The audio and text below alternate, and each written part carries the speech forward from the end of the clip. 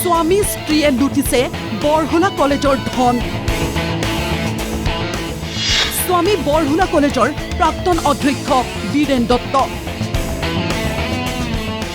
পত্নী বৰ্ণালী কলিতা এতিয়াৰ ভাৰপ্ৰাপ্ত অধ্যক্ষা। কেলেংকাৰীক লৈ বৰহোলা কলেজত ৰাইজমেল। 1990 চনতেই তিতাবৰ বৰহোলাৰ কেইগৰাকীমান শিক্ষক আৰু শিক্ষানুৰাগী ৰাইজৰ উদ্যোগত প্ৰতিষ্ঠা হৈছিল বৰহোলা মহাবিদ্যালয়। 2013 চনত চৰকাৰে মান্যতা দি প্ৰাদেশিকৰণ কৰিছিল মহাবিদ্যালয়খন। কিন্তু প্ৰাক্তন ভাৰপ্ৰাপ্ত অধ্যক্ষ আৰু এতিয়াৰ ভাৰপ্ৰাপ্ত অধ্যক্ষাৰ বদান্যতাত লুণ্ঠনৰ ঘাটিত পৰিণত হৈছে তিতাবৰৰ বৰহোলা মহাবিদ্যালয়। খুদ মহাবিদ্যালয় কৰ্তৃপক্ষই নাকক দাখিল কৰা স্বমূল্যায়নৰ তথ্যত ফাদিল হৈছে অনিয়মৰ ভয়ংকৰ কাহিনী। চক পেঞ্চিল, কলম, প্ৰিণ্টিঙৰ সামগ্ৰী ক্ৰয়তে 38 লাখ খৰচ। মাত্ৰ 3 বছৰতে 38 লাখ টকা খৰচ কৰিছিল অধ্যক্ষই। 2018-19 আৰু 20 বৰ্ষত দাখিল কৰা এনে তথ্যত কেইবাটাও বেংক একাউণ্টৰ জৰিয়তে ধনৰাশি উলিয়াই নিয়া বুলি কোৱা হৈছে নাকক দাখিল কৰা প্ৰতিবেদনত। প্ৰাক্তন ভাৰপ্ৰাপ্ত অধ্যক্ষ বীৰেন দত্তৰ দিনত হৈছিল এই অনিয়ম। মহাবিদ্যালয়খনত প্ৰিণ্টিং আৰু ষ্টেচনাৰী বস্তুৰ নামত প্ৰায় 40 লাখ টকা ইতিমধ্যে 2018 চনৰ পৰা 3টা বছৰত প্ৰায় 40 লাখ টকা উলিয়াই লৈ গ'ল বুলি আমি ক'ব বিচাৰোঁ। আচলতে 3 বছৰত কেৱল প্ৰিণ্টিং আৰু ষ্টেচনাৰী বস্তুৰ নামত এই প্ৰায় 40 লাখ টকা কোনো ধৰণে গ্ৰহণযোগ্য টকা বুলি আমি নাভাবোঁ।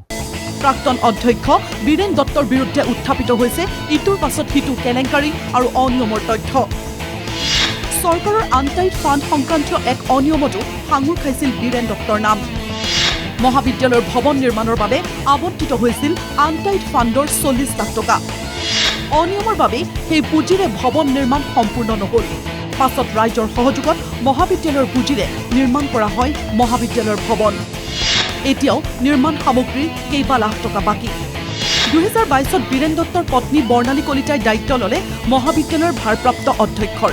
এতিয়া সেই আনটাইড ফাণ্ডৰ 40 লাখ টকাৰ কোনো খবৰ নাই। মই এই কলেজৰ প্ৰথম নিৰ্মাণ সামগ্ৰী শিল, বালি, ইটা এইবিলাক মই যোগান ধৰিছিলোঁ। কিন্তু মোৰ যিটো গ্ৰাউণ্ড ফ্ল'ৰ পইচাটো তেওঁলোকে অলপ দিলে, তাৰপিছত ফাৰ্ষ্ট ফ্ল'ৰ পইচা মই আজিলৈকে এটকা পোৱা নাই। কিন্তু 2015 চনৰ ডিচেম্বৰ মাহৰ পৰা মই ইয়াতে বহুত বাৰ পইচা বিচাৰি আহিলোঁ। লগতে মোৰ অৰ্ধাংগিনীও ইয়াতে পইচা বিচাৰি আহিছে আৰু লগতে মোৰ ল'ৰাটো আহিছে আৰু মোৰ তাৰ যিখিনি কৰ্মচাৰী তেখেতসকলো আহিছে। কিন্তু এই যে মই ভাবোঁ কি প্ৰিন্সিপালৰ যিটো অকমন্যতাৰ কাৰণে আজি এই ঘটনাটো ইমান দূৰলৈ শিপাই গ'ল। বীৰেন দত্তই পত্নী বৰ্ণালী কলিতাক দায়িত্ব চমজাই দিয়া সন্দৰ্ভত আনটাইড ফাণ্ড আৰু ব্যৱসায়িক প্ৰতিষ্ঠানৰ বাকী সন্দৰ্ভত কোনো তথ্যই নিদিলে। মহাবিদ্যালয়ৰ কেলেংকাৰী সন্দৰ্ভত হোৱা এক ৰাইজমেলত এই কথা স্পষ্ট কৰিছে মহাবিদ্যালয় পৰিচালনা সমিতিয়ে। অৱশ্যে ধন দিবলগীয়া কথা স্বীকাৰ কৰিলে অধ্যক্ষা বৰ্ণালী কলিতাই। মন কৰিবলগীয়া কথাটো হ'ল ষ্টেচনাৰীত 38 লাখ টকা খৰচৰ কথা কেৱল অধ্যক্ষইহে জানে।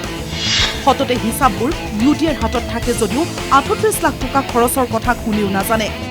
নাকক দাখিল কৰা স্বমূল্যায়ন প্ৰতিবেদনত ফাদিল হোৱা এই কেলেংকাৰীৰ পাছতেই বিষয়টোক লৈ বৰহোলা মহাবিদ্যালয়ত ৰাইজমেল। দল সংগঠনৰ দাবী উচ্চ পৰ্যায়ৰ তদন্ত হ'ব লাগে এই কেলেংকাৰীৰ। CM ভিজিলেন্সক তদন্ত দিয়াৰ দাবী ৰাইজৰ। মহাবিদ্যালয়ৰ প্ৰাক্তন অধ্যক্ষগৰাকীয়ে 10 লাখ টকা কেৱল ষ্টেচনাৰী নামত লৈ গুচি গৈছে। বাকীখিনি আৰু ক'বলৈ নাথাকে। যেতিয়া কোভিড বৰ্ষ চলি আছিল, মহাবিদ্যালয়ত এখন মেগাজিন বনোৱাৰ নামত প্ৰায় 80,000 এই কাণ্টৰ পৰা লৈ যোৱা বুলি আকৌ এই অডিট ৰিপৰ্টত আছে। এতিয়া মই জানিব পৰা মতে যে সেই সময়খিনিত কোভিডৰ সময়খিনিত কি হ'ল, ইয়াত মেগাজিন কেতিয়াও প্ৰকাশ হোৱা নাছিল। আমি বৰহোলাৰ নাগৰিক হিচাপে আমি চৰকাৰক আহ্বান জনাইছোঁ, যিখিনি অভিযোগ ইতিমধ্যে উত্থাপিত হৈছে নিৰপেক্ষ তদন্ত হ'ব লাগে আৰু নিৰপেক্ষ তদন্তৰ স্বাৰ্থত বৰ্তমান অধ্যক্ষগৰাকীক পদৰ পৰা আঁতৰাই ৰাখিব লাগে। তিতাবৰৰ পৰা অমৰজিৎ সিং ৰাজপুতৰ ৰিপৰ্ট NKTV+।